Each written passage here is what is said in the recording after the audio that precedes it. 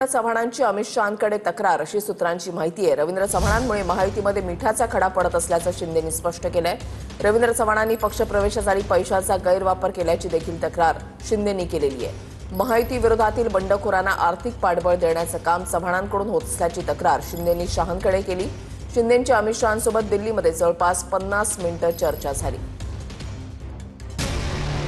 एकनाथ शिंदेंकडून अमित शहांकडे भाजपचे प्रदेशाध्यक्ष रवींद्र चव्हाणांची तक्रार केल्याची सूत्रांची माहिती आहे। शिंदेंची अमित शहांसोबत दिल्लीत जवळपास 50 मिनिटं चर्चा झाली। प्रदेशाध्यक्ष रवींद्र चव्हाणांमुळे महायुतीत मिठाचा खडा पडत असल्याचं शिंदे म्हणाले। महायुती विरोधातील बंडखोरांना आर्थिक पाठबळ देण्याचं काम चव्हाणांकडून होत असल्याची तक्रार शिंदेंनी शहांकडे केल्याचं कळतंय। भाजपात पक्षप्रवेशासाठी पैशाचा गैरवापर होत असल्याचंही शिंदेंनी अमित शहांना सांगितलं।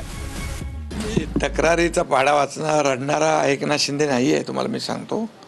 रडणारा नाही, लढणार आहे आणि ते आपण पाहिलंय वेळोवेळी।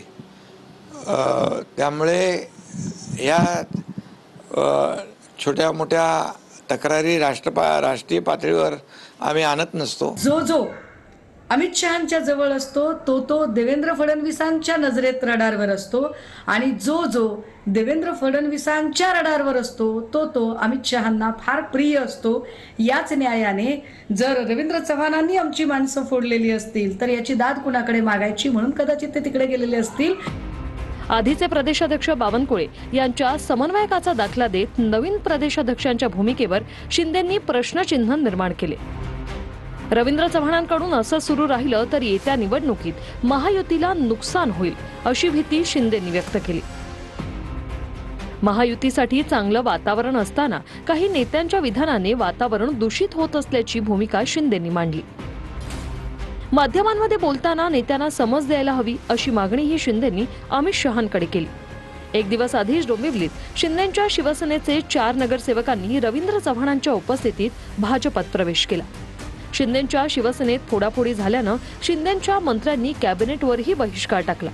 आता शिंदेंनी थेट अमित शहांकडे तक्रार केली।